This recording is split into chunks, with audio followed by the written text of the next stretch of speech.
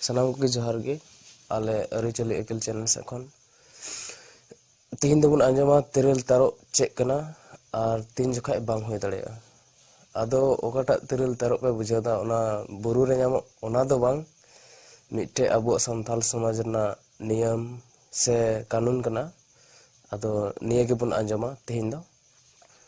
तबे तिरल तारो आंजम लहारे जहां अरिचली एकिल चैनल बापे सब्सक्राइब कदा तबे सब्सक्राइब तन पे और साथे बेल आइकन हो ऑन पे और ऑल रे सिलेक्ट पे तिरल तारो दो चेक कना तिरल तारो दो नोवा कना जे जीवन कोड़ा और जीवन कुड़िया मने तोल तपल लेन खान मिठे जुरी जुता तहन किन रिखे आदो जुरी जुता केन गोटा लखाय कोड़ा दो अकुड़ाते इदीया आदो कोड़ा आय बाबा दो मंझी हड़ाम टे चला और ओना कथाय लैया और मंझी हड़ाम दो गुडिते लैया और गुडित दो अतु मणे हड़ा लैया कोआ कोड़ा ओड़ा रे जरवा लगी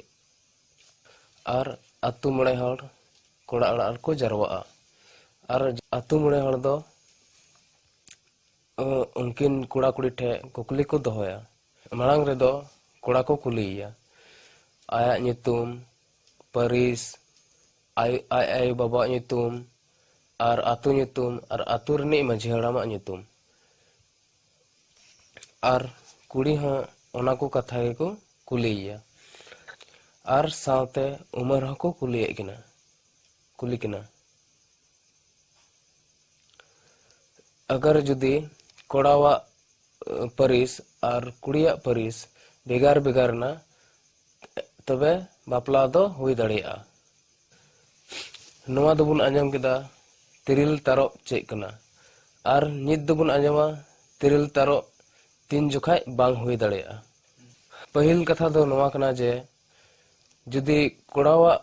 परिस और कुड़िया परिस मी लेन खान तबे तिरल तारो दो बांग हुई दाड़िया दूसर कथा दो निये कना जे कोड़ावा उमेर 12 बछर यानी 21 साल खन कम गया और कुड़िया उमर हो